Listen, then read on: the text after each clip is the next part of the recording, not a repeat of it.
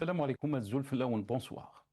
La campagne électorale pour les législatives du 2 juillet s'ouvre aujourd'hui en Algérie. Officiellement, il s'agit d'un rendez-vous démocratique destiné à permettre aux partis politiques et aux candidats indépendants de présenter leur programme aux citoyens. Mais une question s'impose. Peut-on encore parler de véritable campagne électorale lorsque des milliers de candidatures ont été rejetées avant même le début de la compétition?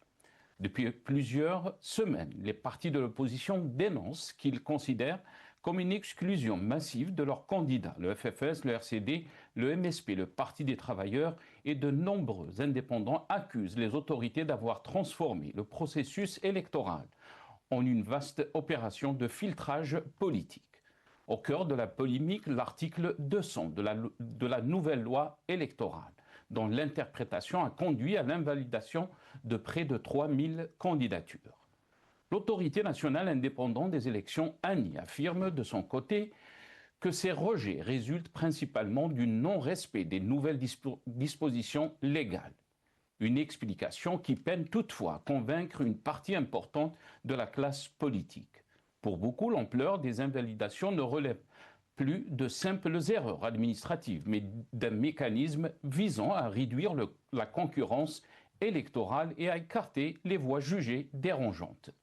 Les critiques ne s'arrêtent pas là. La charte d'éthique imposée aux candidats suscite également une vive controverse. Présentée comme un instrument de moralisation de la vie politique, elle est dénoncée par plusieurs partis comme un texte restrictif, limitant davantage la liberté d'expression politique. Le RCD a d'ailleurs refusé de la signer, qualifiant le scrutin de verrouillé et la charte de texte liberticide. Dans ce contexte, l'ouverture de la campagne électorale ressemble davantage à l'officialisation d'un rapport de force déjà établi qu'au lancement d'une compétition ouverte et équitable. Une campagne électorale n'a de sens que lorsque les règles du jeu garantissent à chacun la possibilité de participer librement et de défendre son projet devant les électeurs. Lorsque des centaines de candidats sont écartés avant même le premier rassemblement, la question de la crédibilité du scrutin devient inévitable. Le paradoxe est frappant alors que le pouvoir appelle à une forte participation pour renforcer la légitimité des institutions. Une partie significative de l'opposition estime avoir été privée du droit fondamental de concourir. Cette contradiction risque d'alimenter davantage la défiance politique et l'abstention, de phénomènes qui fragilisent déjà la relation entre les citoyens et les institutions. Plus que jamais, le débat ne porte plus seulement sur les résultats du scrutin à venir, mais sur les conditions même de son organisation. Car avant de demander aux Algériens de choisir leurs représentants, encore faut-il leur garantir que toutes les sensibilités politiques ont eu la possibilité de se présenter devant eux. La campagne s'ouvre aujourd'hui, mais pour beaucoup, le verrouillage du jeu politique a commencé bien avant son lancement. Nous en débattrons avec nos invités juste après cette petite intro.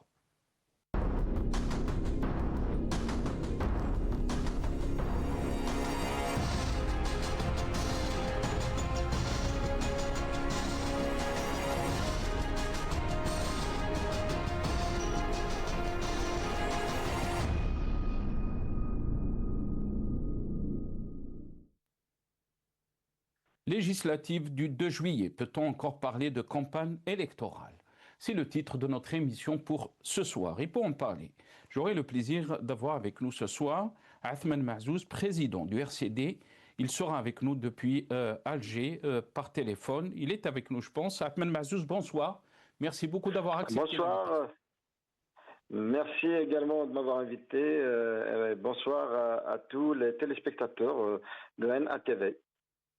Merci beaucoup Athmane Mahzouz d'avoir accepté l'invitation. Très content de vous avoir dans cette émission. Je sais que vous êtes très occupé. On a aussi le plaisir d'avoir avec nous Djamel Gessoum, qui est candidat à cette élection, mais que sa candidature a été rejetée. Djamel Gessoum, bonsoir. Merci beaucoup d'avoir accepté l'invitation. Bonsoir Sina Sarr. Merci pour l'invitation. Le bonjour à vos invités et aux Algériens. Et aujourd'hui, je suis libéré de l'obligation que je m'étais faite de ne pas apparaître sur l'ensemble des télévisions. Je suis donc un homme libre aujourd'hui qui va vous parler du processus électoral de l'intérieur. Très bien. Merci beaucoup, Jamal Gessoum. Très content de vous avoir aussi. On aura aussi Kamel Mouktifi, universitaire militant politique. Il sera avec nous depuis le Canada, donc par Skype. Aussi Nazim Taleb, membre du secrétariat de Rachid, qui sera avec nous depuis Paris via Skype.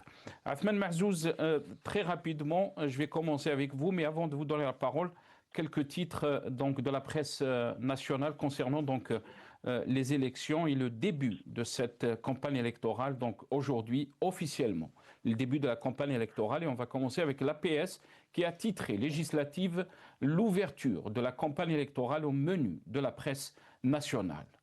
Voilà, et le journal Al-Watan, législatif du 2 juillet, coup d'envoi de la campagne électorale, Horizon, un autre titre, campagne électorale, ce que dit la charte d'éthique.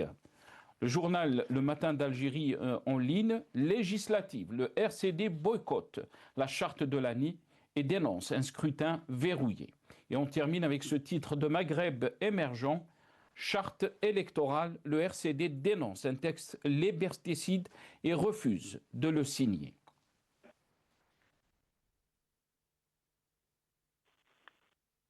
Voilà, donc on va regarder ces images très rapidement, donc début de la campagne électorale. On regarde ces images. À partir d'aujourd'hui et pendant 21 jours, les candidats à la 10e législature de l'Assemblée populaire nationale mèneront campagne tambour battant en vue de convaincre plus de 24 millions d'électeurs à travers des meetings, des activités de proximité ainsi que les médias et les plateformes numériques. Cette échéance électorale s'inscrit dans le processus de consolidation des institutions de l'État et intervient dans un contexte marqué par la poursuite des réformes et des projets de développement. Elle est également la première à se dérouler selon le nouveau découpage administratif qui porte désormais le nombre de wilayas à 69. 407 sièges sont à pourvoir à l'Assemblée populaire nationale, dont 395 attribués à l'intérieur du pays et 12 réservés à la communauté nationale établie à l'étranger. La campagne se déroulera sous la supervision de l'ANI qui veillera au respect des règles garantissant la transparence, l'intégrité du scrutin et l'égalité des chances entre les candidats. Les médias nationaux assureront pour leur part une couverture de l'ensemble des étapes de ce rendez-vous politique jusqu'à l'annonce des résultats et ce conformément au tirage au sort pour la répartition des créneaux horaires d'intervention des candidats durant toute. Voilà. Athman Mahzouz, donc je commence cette émission avec vous. Qu'est-ce que cela veut dire pour vous, donc le début de cette campagne électorale pour les législatives du 2 juillet? Vous avez donc refusé de signer cette charte d'éthique. Donc votre parti a refusé de signer donc la charte d'éthique qui a été charte de l'ANI. Mais aussi vous avez appelé, vous avez dénoncé, on va dire, le climat qui a régné ces dernières semaines par ce rejet de candidature. Qu'est-ce que vous pouvez nous dire, Athman Mahzouz?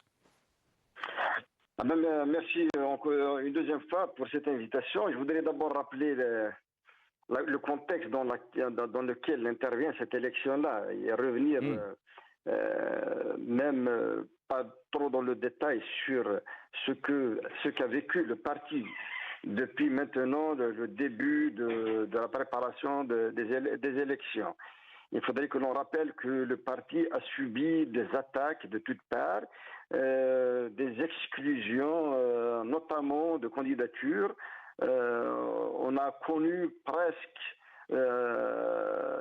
une centaine, 100% de candidatures rejetées qui n'ont pas été réhabilitées.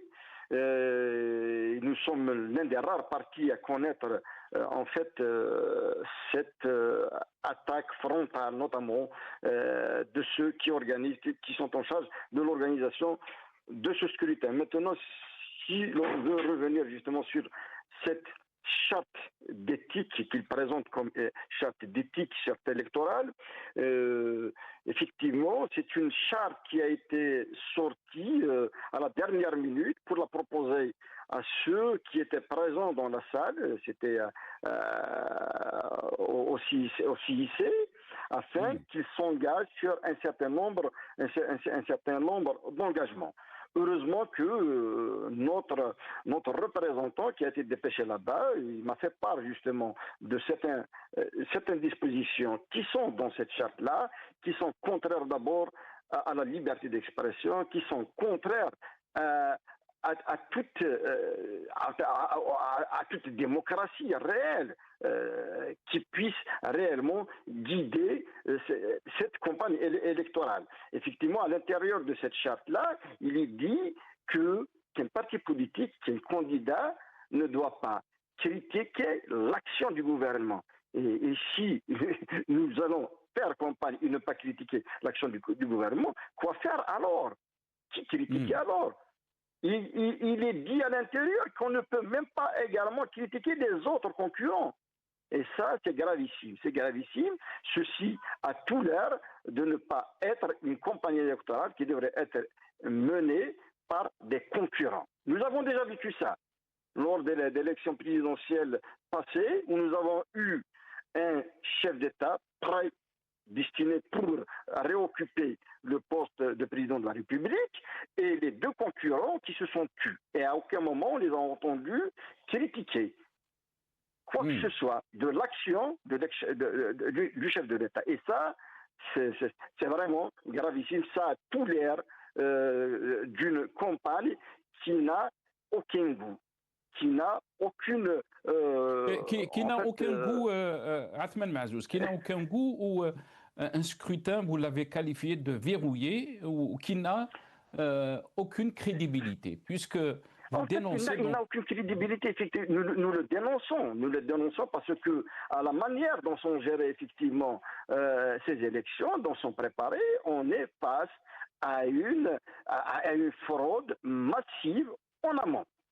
Imaginez, y compris les identifiants attribués aux formations politiques concurrentes. Ils étaient déjà préparés, ils étaient déjà prédestinés aux formations politiques, dont le RND, le FLN et toute la hachia et toute la clientèle du régime, à qui on a attribué les premiers numéros afin de les avantager sur d'autres formations politiques. On n'a jamais assisté à une opération pareille.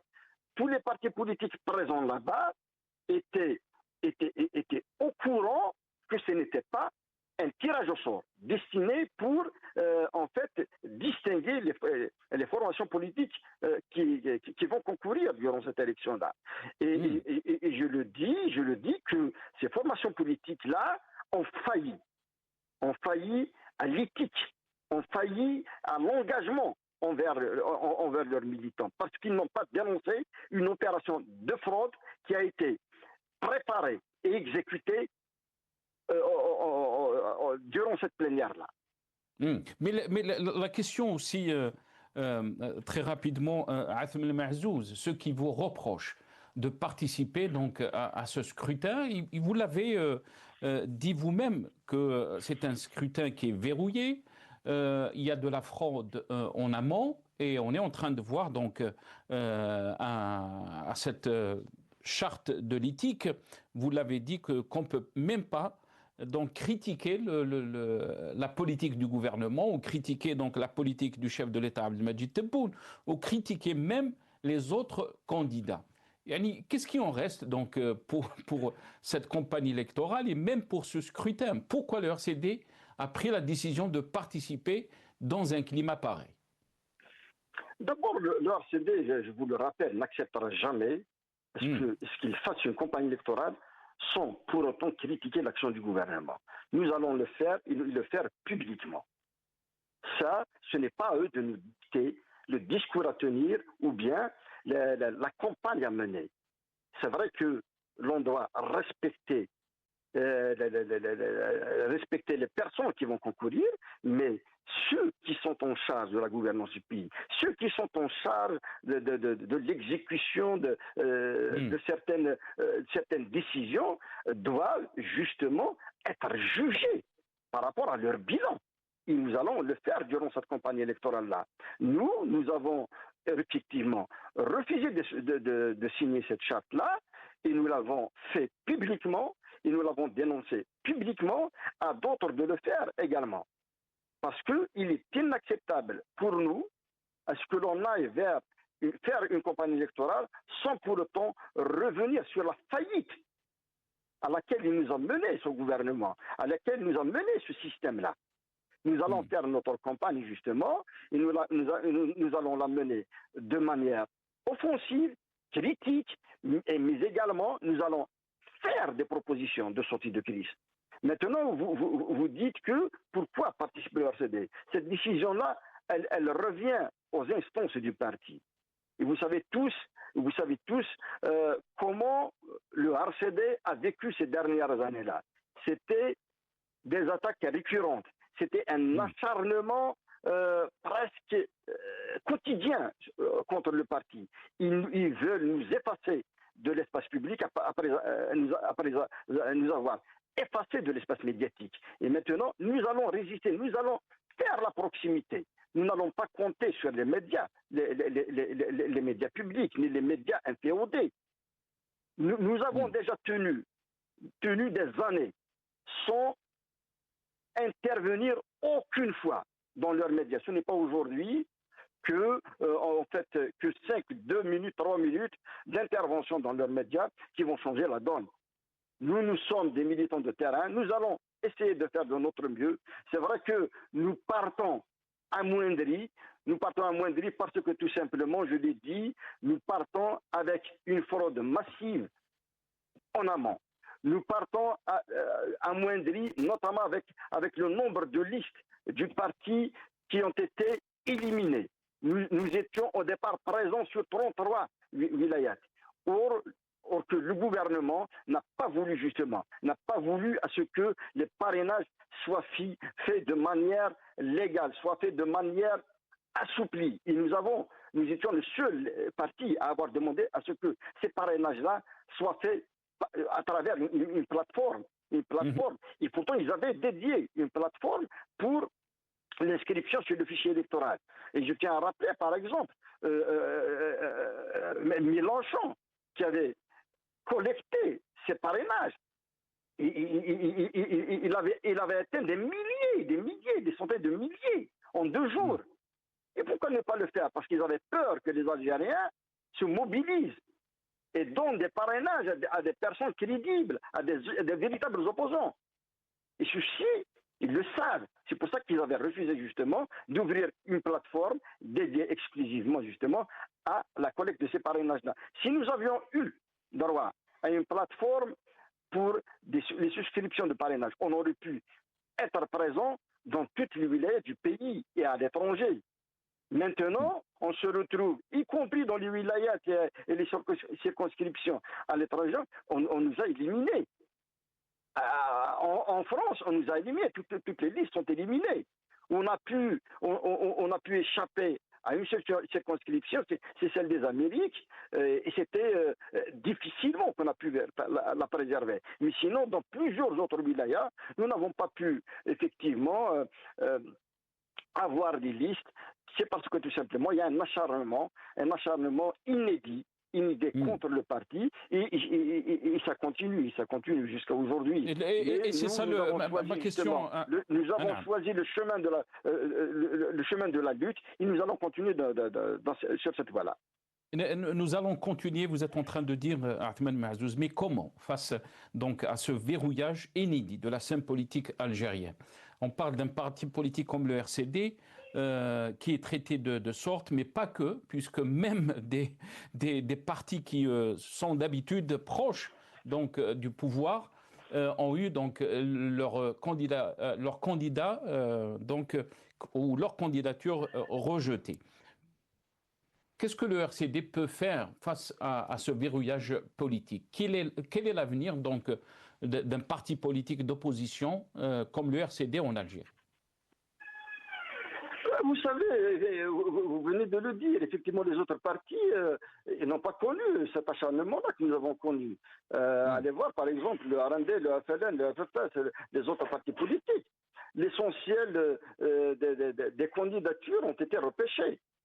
ont été réhabilités, contrairement au RCD, qui a connu les 100% de ses candidatures rejetées, y compris les remplaçants. Les remplaçants, on nous les rejette.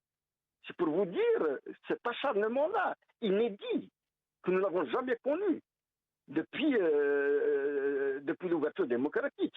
Et maintenant, comment faire? Il faudrait résister, il faudrait tenir, il faudrait essayer de jeter des passerelles avec tous les opposants, les véritables opposants, pas en fait les appareils de certains partis politiques, je dis de l'opposition, parce que on a eu à les fréquenter, on a eu à connaître leur vision, on a eu à connaître justement leurs accointances avec certains cercles du pouvoir avec lesquels en fait, le jour, il les critique et le soir, il négocie avec. Très bien. Merci beaucoup, Athmane Mahzouz. On vous remercie d'avoir participé à cette émission. Je sais que vous étiez très, très occupé. Merci à vous, Athmane Mahzouz, président donc du RCD. Je pense qu'on a été rejoint par Kamal Mouktifi, universitaire et militant politique, qui est avec nous depuis le Canada. Kamal Mouktifi, merci beaucoup d'avoir accepté l'invitation.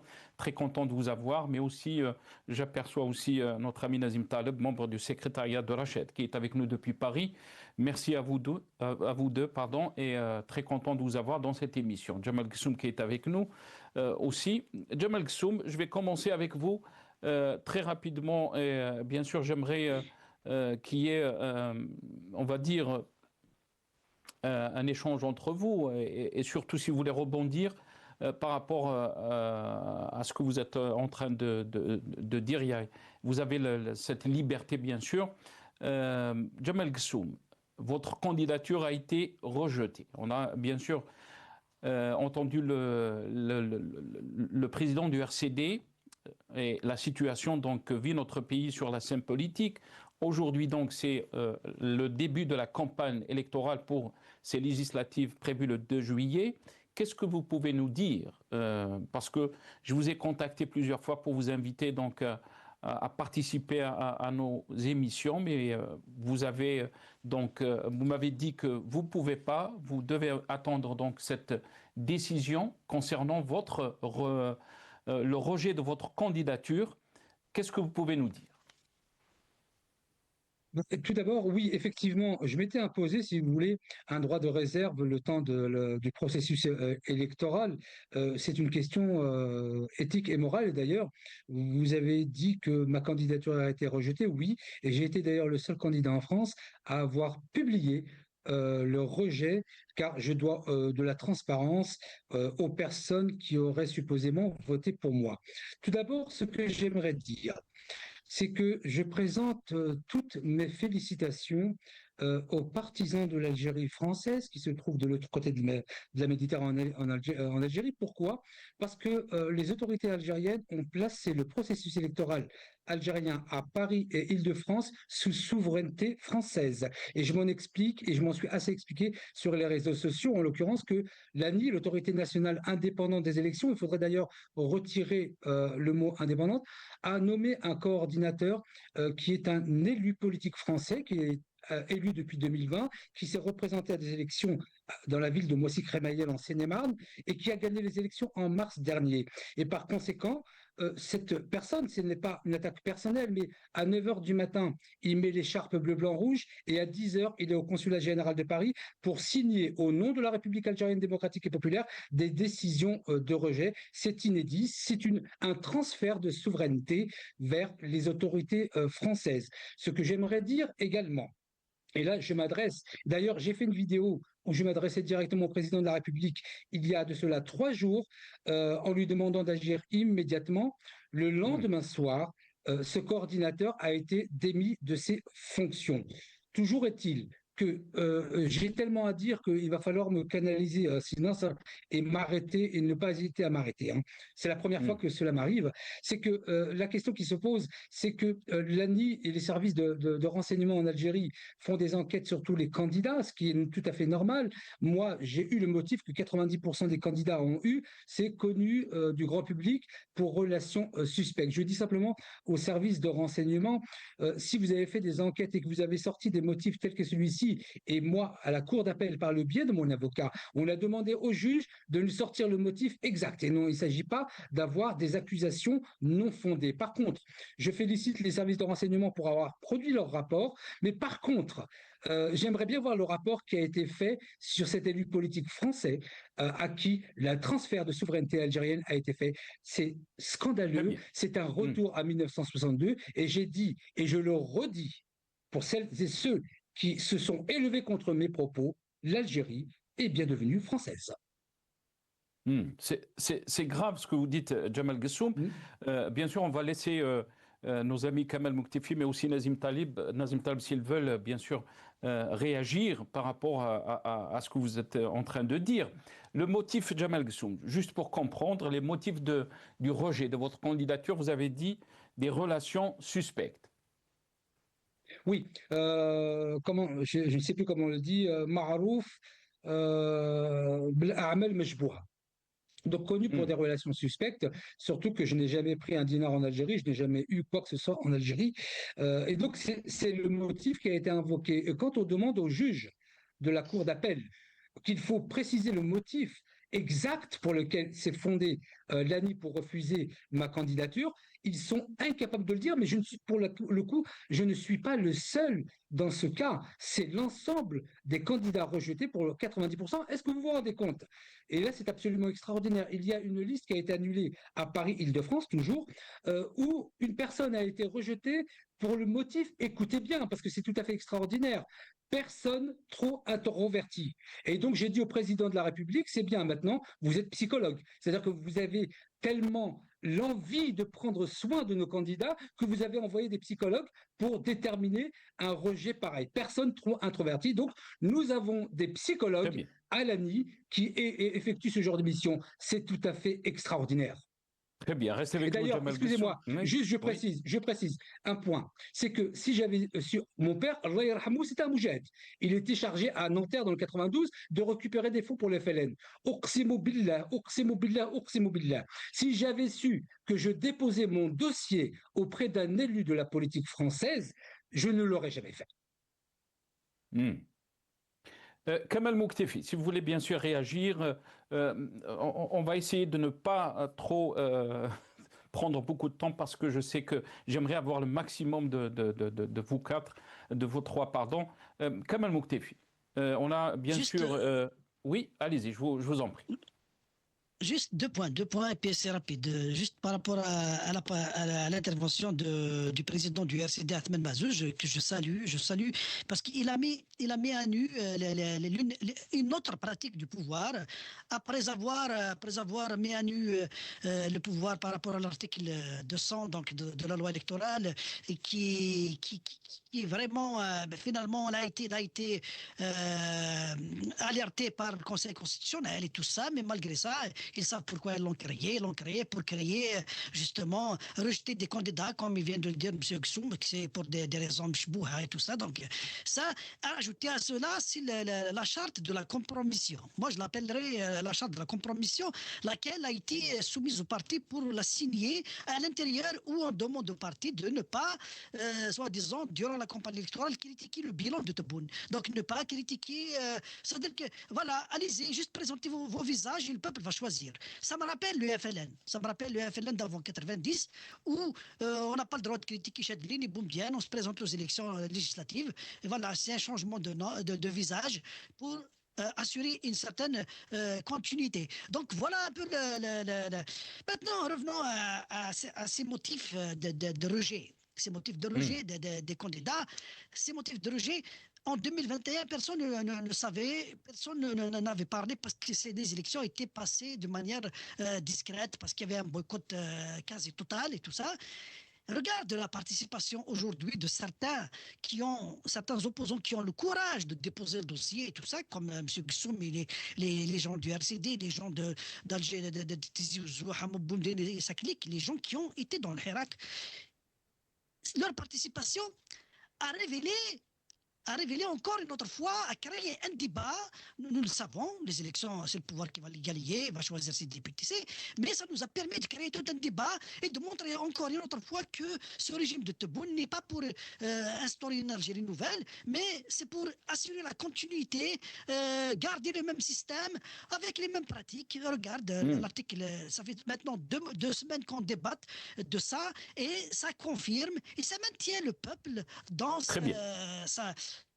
il est confortable. Le peuple il est confortable dans son rejet de ce système avec tous les motifs, ces motifs-là qui n'ont rien à voir avec la loi, qui n'ont rien à voir avec la justice, qui n'ont rien à voir avec le droit. C'est justement c'est une évaluation individuelle basée sur les rapports des services. Comme on met les gens du Hirak en prison sur la base des rapports des services qui ne sont même pas confirmés, ni rejetés, ni évalués par le juge d'instruction, et les services émettent un rapport et les gens rentrent en prison. De la même façon, les services émettent un rapport, les candidats sont rejetés. Voilà, merci. Très bien. Restez avec nous, Kamel. Nazim Taleb. Désolé, Nazim. J'aimerais avoir d'abord... Souvent, je vous invite, Nazim, très content de vous avoir dans cette émission, mais souvent, je vous invite avec Jamal Gessoum, et souvent, Jamal Gessoum vous critique parce que vous critiquez la situation que vit notre pays. La candidature de Jamal Gessoum a été rejetée, il est avec nous. Qu'est-ce que vous en pensez, Nazim Taleb, de cette situation que vit notre pays? Bon, pour résumer, il y a pas mal de choses qui ont été dites, mais si je dois résumer, c'est que en Algérie, il y a deux corps, ou plutôt un parti politique qui n'a pas de nom, qui n'est pas visible. C'est le parti militaro-sécuritaire qui traite les Algériens comme des soldats. Et la preuve, la charte de l'ANI, où même les opposants, ou qui se présentent comme opposants, n'ont même pas le droit de critiquer l'action du gouvernement. C'est-à-dire, en résumé, vous vous taisez tous et vous participez à la zerda électorale et circulez, rien à voir.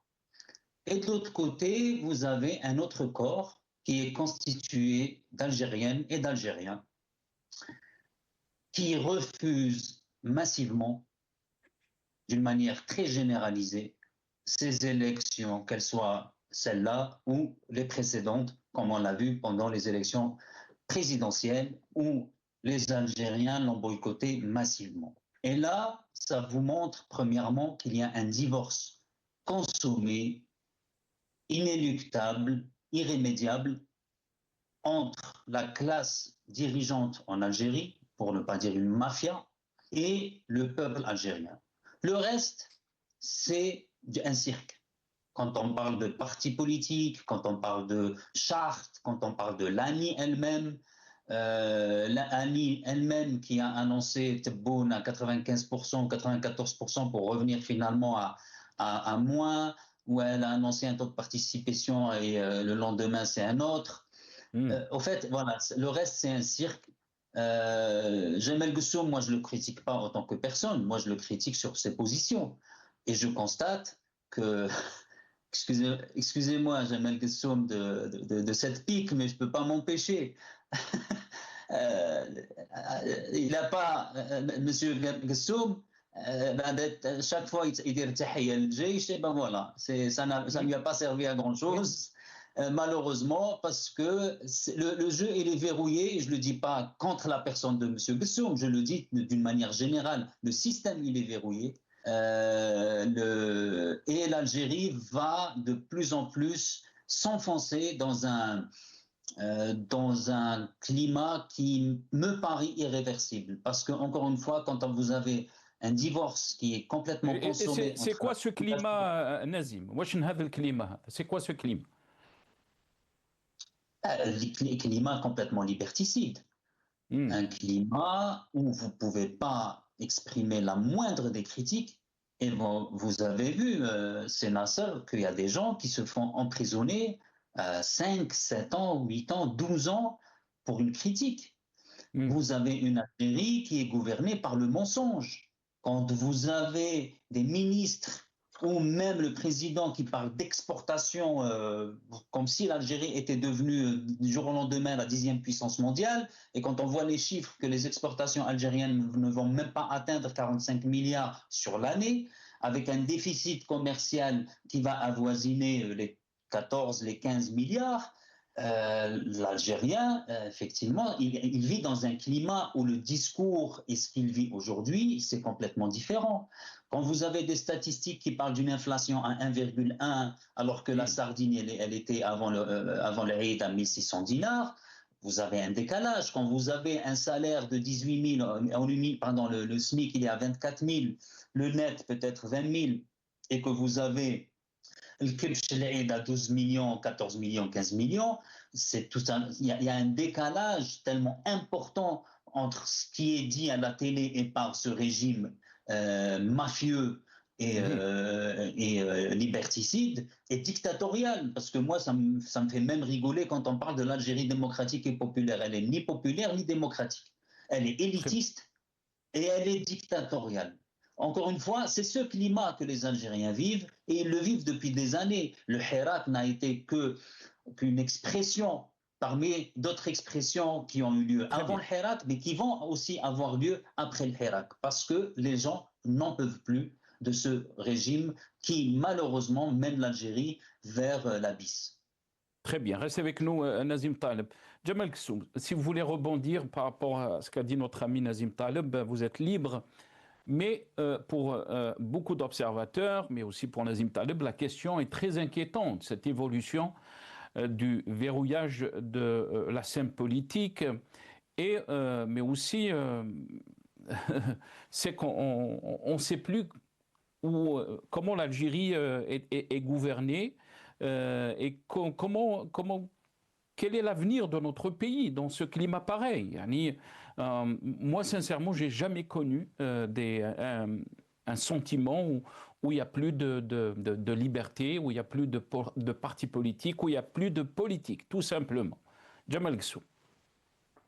J'ai deux choses à dire, ou plutôt une chose à Nazim Taleb, c'est que je reste attaché à la notion de l'État algérien et que je distingue bien la question de l'État algérien qui est une personne morale et qui est éternelle, c'est-à-dire qu'elle s'inscrit dans des décennies et des siècles. Et je reste attaché à non seulement l'État algérien, je ne parle pas du président de la République ou du gouvernement, mais à Dawla Jazairiya.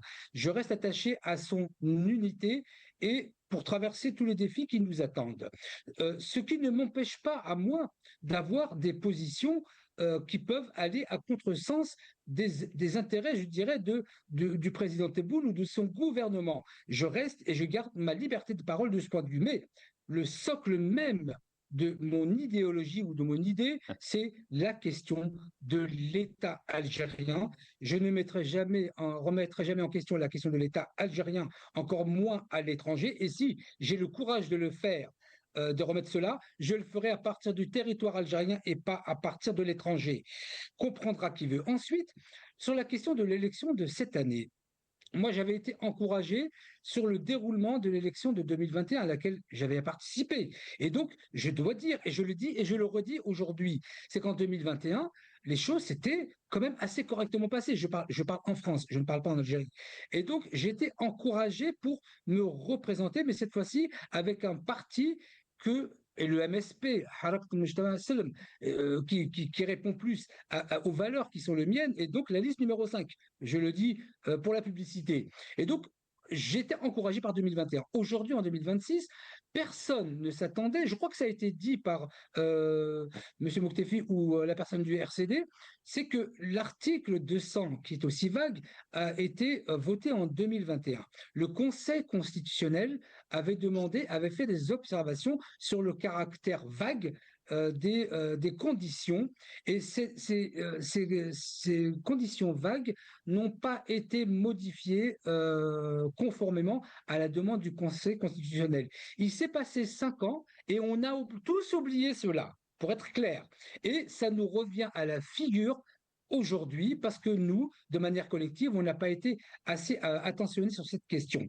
Donc, Aujourd'hui, je m'étais présenté, mais vous savez, quand je parle de moi, comprenez bien que là, à partir de Mais maintenant, aussi, je Jamal parle de manière Kssoum, quand générale. vous dites, puisque vous parlez de vous, quand vous dites que l'Algérie est redevenue française, vous vous attaquez à l'État algérien, là. Vous ne vous attaquez pas à Tebboune ou... Ben, je m'attaque aux personnes qui font ce qu'il faut pour que l'Algérie devienne française. Alors, ça peut Hmm. être Félix, Merlin et Toto, ça ne m'intéresse pas. Moi, ce qui m'intéresse, c'est de savoir quelles sont les personnes, parce que vous savez ce qui m'inquiète particulièrement dans cette affaire, et ça a fait le bruit dans toute l'Algérie et partout dans le monde, ce qui m'inquiète particulièrement dans cette affaire, c'est que je ne suis pas en train de parler d'un agent administratif de Tim Zawatine. Je suis en train de parler d'une personne qui a été placée à Paris et entre lui et le président de la République, il n'y a qu'une seule personne, M. Khalfan, qui est le président de l'ANI. Et donc, à partir du moment où ça va jusqu'à ce degré, pour moi, c'est les phares rouges. C'est-à-dire qu'entre le président Tebboune et l'homme politique français qui s'est accaparé la souveraineté algérienne, il n'y a qu'un seul homme, M. Khalfan Delani. Et donc, c'est quand même assez inquiétant. Je vous dis, je vous répète, je ne vous parle pas d'un petit agent, il n'existe pas de petit agent, mais un agent administratif de Très bien. Tinzawatin ou de Watsouf de chez moi. Et donc, ça, c'est le caractère tout à fait inquiétant. Et me voir signifier, et c'est ça que je n'arrive pas à accepter. Et d'ailleurs, je ferai une déclaration à la fin de l'émission. Elle vaudra ce qu'elle vaudra. Et c'est la raison pour laquelle la signature de cet élu politique français sur ma décision de rejet, je la réfute et je la refuse. Et je vous dirai quelque chose à la fin de l'émission qui va illustrer parfaitement mon propos. Très bien. Kamal Muktefi. Ben, est-ce qu'il y a une question particulière ou je rebondis sur... Je vous laisse la parole libre, Kamal Muktefi. Vous pouvez rebondir par rapport à ce qui a été dit ou développer ce qui a été dit aussi. Mais écoutez, ces élections-là, il ne faut pas les voir comme une trahison, un pacte qui n'existe pas. Donc, j'entends ici et là que le boycott, c'est la solution miracle, c'est la panacée, c'est tout ça à la situation actuelle. Il n'y a pas de pacte. Il faut régler ça entre nous. Hein. Il n'y a aucun pacte qui a été décidé, à part que le 12-12, le Hirak était vivant, la dynamique est partie dans le boycott, mais aujourd'hui, il n'y a aucun pacte qui peut dire à X ou Y pourquoi tu as fait ceci ou pourquoi tu as fait cela, parce qu'il n'y a rien, personne ne s'est mis autour d'une table pour décider quoi faire. Donc, des décisions partisanes, des décisions individuelles, les gens ont choisi l'abstention, le rejet, le boycott, comme on l'appelle comme vous voulez, et il y a des gens qui veulent participer. Ça, c'est une façon c'est un acte de résistance. C'est un acte de résistance à leur façon. Donc, il ne faut pas qu'on tombe dans le jeu de dire maintenant, de jeter la responsabilité d'un côté ou de l'autre, alors que le responsable principal, c'est le pouvoir en face. C'est le pouvoir en face. Il insulte toute la société tout en entière. Donc, voilà. Il reste qu'il faut maintenir, il faut que les Algériens gardent dans leur tête que le pouvoir, nous sommes passés d'une démocratie de façade à une situation, un pouvoir autocratique qui se confond avec une monarchie absolue. Nous sommes dans une situation, dans le temps, il y avait la démocratie de façade. Ils font le jeu d'équilibre. 20 FFS, 20 RCD, 19 RCD, 14 MS, 35, tout ça, ils jouent. Le RND, le FNN, ils jouent l'équilibre. Mais là, il n'y a pas d'équilibre. Il n'y a pas d'équilibre, c'est l'autocratie. C'est un pouvoir autoritaire, autocratique. Il dit, je choisis, c'est les services de sécurité qui choisissent qui va représenter le peuple dans le Parlement. Ça, cette élection-là a révélé que ce pouvoir est le pouvoir lequel, parce que durant le Hirak, le 22 février, les gens sont sortis dans la rue pour dire la démocratie de façade. C'est fini la démocratie de façade. Alors qu'est-ce qu'ils ont, ils ont le pouvoir, la moitié de la SAB qui est au pouvoir maintenant, qu'est-ce qu'ils ont dit? Ah d'accord, la démocratie de façade qui a maintenu une certaine conscience politique chez les jeunes algériens qui l'ont démontré durant le Hirak avec les pancartes, avec les slogans, avec les discussions sur la Constitution, ce niveau-là de conscience et de maîtrise du droit constitutionnel et la force de proposition. Il y avait des propositions qui fusent de partout. Le pouvoir, il a dit, ah, c'est fini. C'est un pouvoir autocratique qui va effacer toute cette conscience.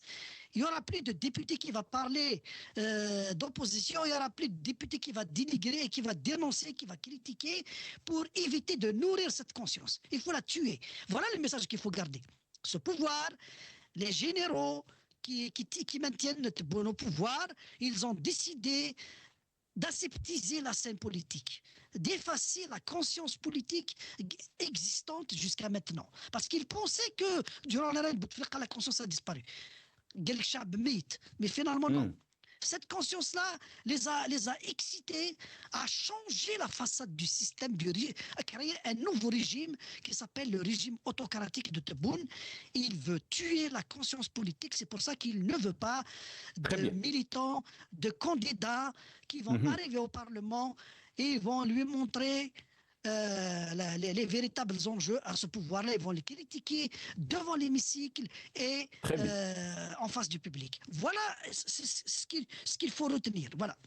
Merci. Très bien. Avec Saha Kamal, Nazim Taleb, est-ce que vous êtes d'accord est-ce que vous pensez que le régime a réussi donc à tuer les consciences politiques, ou bien au contraire, comme vous l'avez dit, on n'est pas très loin d'un retour du Hirak face à cette situation de verrouillage politique?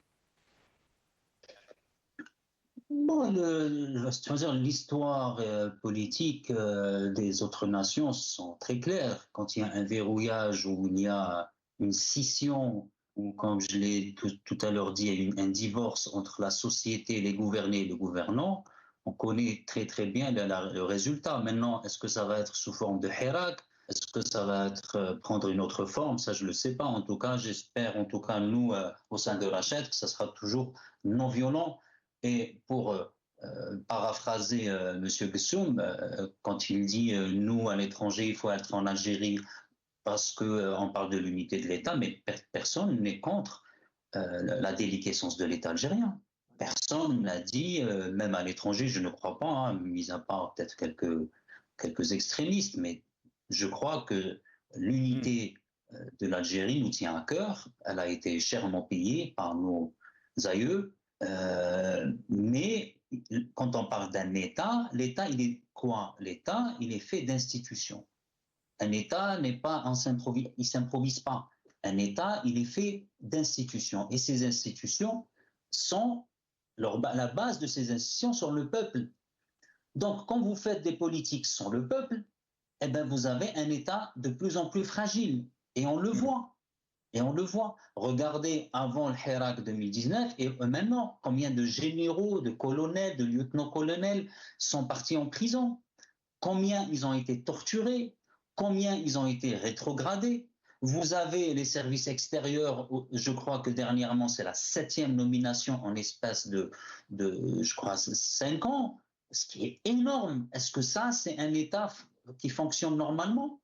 Ça, c'est un danger en soi. Quand vous avez une instabilité aussi chronique, et ça, je parle que des services extérieurs, vous avez les services intérieurs, vous avez les directions, vous avez les ministères, donc il y a une instabilité, et celui qui sort, eh ben, c'est la casse-prison également. Donc, encore une fois, l'État, ça ne s'improvise pas, ce n'est pas des mots en l'air, ça se construit. Or, ce régime-là ne construit pas un État, il est en train de construire un appareil, qui est déjà existant, mais qui consolide un appareil militaro-sécuritaire où toute voix dissonante n'est pas permise. Parce que, et ça traduit une psychose, ces dirigeants-là. Ils ont la psychose du Hirak. Et c'est pour ça qu'ils réagissent de la sorte.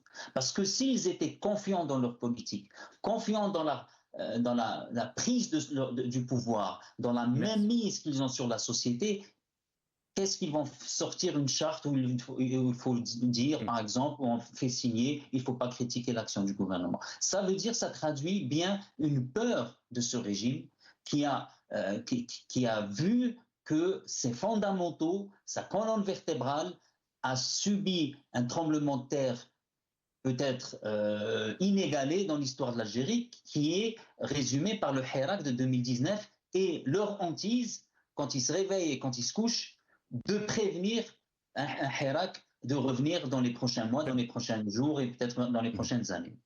Merci beaucoup, Nazim Taleb. Jamal Ghessoum, très rapidement, je ne sais pas, vous m'avez dit, vous avez un petit mot, très rapidement, parce qu'on a dépassé le temps de l'émission. Oui, un petit mot parce que je ne renie pas mes origines, je dirais politiques, puisque je peux me le permettre. J'appelle vraiment toutes celles et ceux, en tout cas, qui me font confiance, et je sais que vous êtes nombreuses et nombreux à pas vous reporter, mais à aller sur la liste numéro 5, qui est Harakt Mujtama' Selm, qui est le seul parti, je le dis vraiment sereinement, le seul parti qui a fait un travail extraordinaire depuis 5 ans. Mais, je reprends ma liberté, j'annonce à l'ensemble des Algériens et des Algériennes que bien que mon dossier a été rejeté, qu'ils le veuillent ou pas, parce que c'est un Français, politique français qui a rejeté ma candidature, que je serai présent dans le processus électoral et donc je vais battre campagne. J'ai une liste que je vais créer, donc j'aurai un bulletin, je le cache un peu là, j'ai un bulletin de vote qui sera mis à la disposition des Algériens et des Algériennes de France dans les 5 consulats de Paris-Île-de-France.